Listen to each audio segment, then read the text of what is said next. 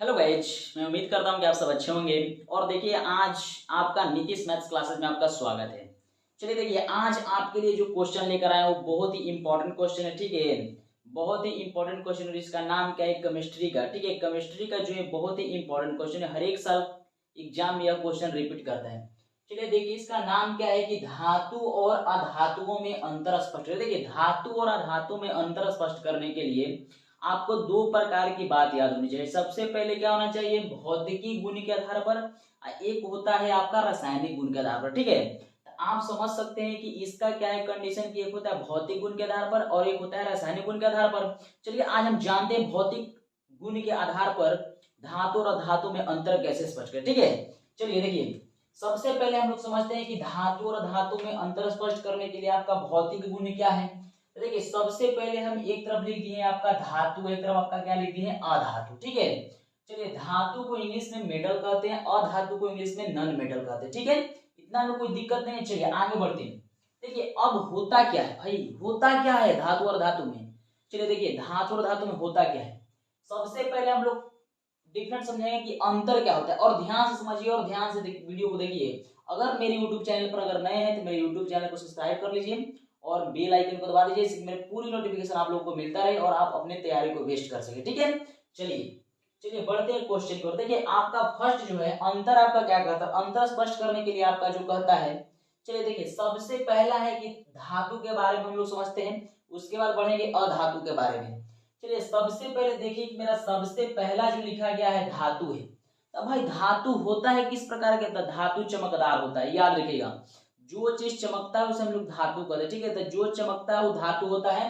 तो याद रखिएगा कि धातु हमेशा चमकदार होती है। ठीक है, अब समझते हैं कि अधातु। तो अधातु क्या होता है भाई, तो चमकदार नहीं होगा, सीधा सी बात है।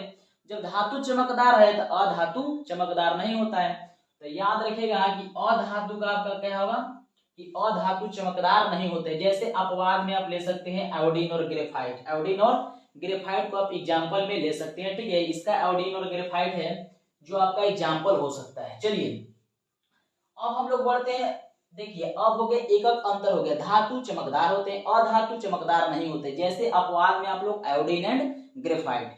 चलिए दूसरा एग्जांपल देख सकते हैं। दूसरा आपका कहता है कि धातु विद्युत एवं उष्मा की सुचालक होती है। देखो बाबू, सुचालक के मतलब हो सके कि लाइन एक जगह से दूसरा जगह जा सके, हम लोग सुचालक कहते हैं। ठीक है, तो सुचालक का अंतर स्पष्ट देखिए। अपवाद में हम लोग क्या लेके चलते हैं, लेड, लेड के मतलब क्या, प्लम्बर, प्लम्बर का मतलब शीशा होता है। ठीक है, तो आप लोग याद रखिएगा कि आपका जो लेड है वो अपवाद है। ठीक है, लेड जो है आपका क्या है, अपवाद है।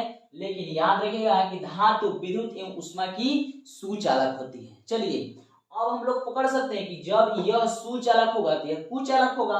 जब एकरा से लाइन मारेगा तो एकरा से लाइन नहीं मारेगा। तो चलिए अब हम लोग पढ़ते हैं कि अधातु विद्युत एवं उष्मा के कुचालक होते हैं। कुचालक वैसे पदार्थ होते हैं जिनमें लाइन नहीं मारता है। ठीक है, लेकिन ग्रेफाइट अपवाद में दिया है। ग्रेफाइट अपवाद में जो पेंसिल के देखे होंगे बुट्टी जो रहता है वो ग्रेफाइट का बना होता है। ठीक है, उसमें टच करके अगर हम लोग क्या करते हैं, पीछे पेंसिल को छूते बिना छीले हुए तो आपको लाइन नहीं मारेगा। लेकिन क्या करते हैं कि पेंसिल की आगे की मुंह छील देते हैं और उसको बोर्ड में लगाते हैं, और पेंसिल के पीछे की मुंह छील देते हैं और बोर्ड में लगाकर अगर छूते हैं तो आपको अपवाद में संभावना हो सकता है कि आपको लाइन मारेगा। ठीक है, चलिए तो ये हो गया धातु और धातु में दूसरा अंतर।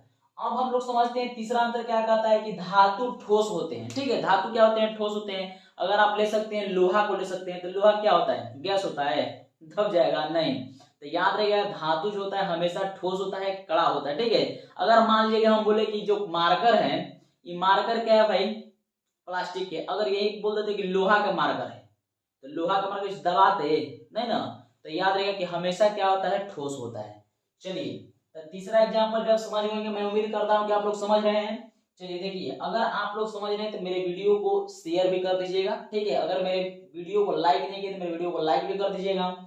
ठीक है, लेकिन हाँ सब्सक्राइब बटन को दबाना नहीं भूलिएगा। ठीक है, चलिए तो अब याद रखिएगा कि धातु ठोस होती है, अपवाद में आपका क्या दिया गया है, पारा। अब हम लोग चलते हैं अधातु में। देखिए अधातु जी आपका कहता है कि देखिए अधातु भी ठोस होते हैं, लेकिन अधातु ठोस के साथ साथ गैस भी होते हैं। ठीक है, तो अब यहाँ क्या लिखा है कि अधातु ठोस एवं गैस भी होती हैं। अपवाद में आपको क्या दिया है, ब्रोमीन, अपवाद में आपको क्या दिया है, ब्रोमीन। अधातु अगर कोई पूछेगा तो ब्रोमीन, और धातु में कोई पूछेगा तो बाबू क्या मारना है, पारा। कहेगा कि कमरे के ताप पर कौन सा धातु पिघल जाता है, तो धातु बोलेगा तो बाबू पारा मारना है। बोलेगा कि कमरे के ताप पर द्रव अवस्था में या गैसीय अवस्था में कौन सा पाया जाता है, तो ब्रोमीन। आपका जो ब्रोमीन है वो अधातु है, ठीक है।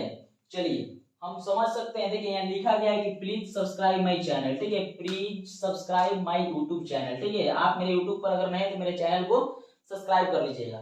चलिए देखिए अगला है कि धातु के गलनांक एवं क्वथनांक ऊंच होते हैं। देखिए अब समझने वाला बात है, अगर मान लीजिए कि पेंसिल क्या है, मान लीजिए मार्कर क्या, सॉरी मार्कर, ये मार्कर जो है लोहा के है, अगर इसको हम गलाते हैं तो क्या होगा, गलाने में अधिक समय लगेगा ना। तो याद रखिएगा कि अधातु जो धातु जो होता है उसका गलनांक एवं क्वथनांक उच्च होता है, ठीक है। इसका क्या होता है, गलनांक एवं क्वथनांक क्या होता है, उच्च होता है, ठीक है। गले में हाल नहीं गलेगा, बहुत समय लेगा।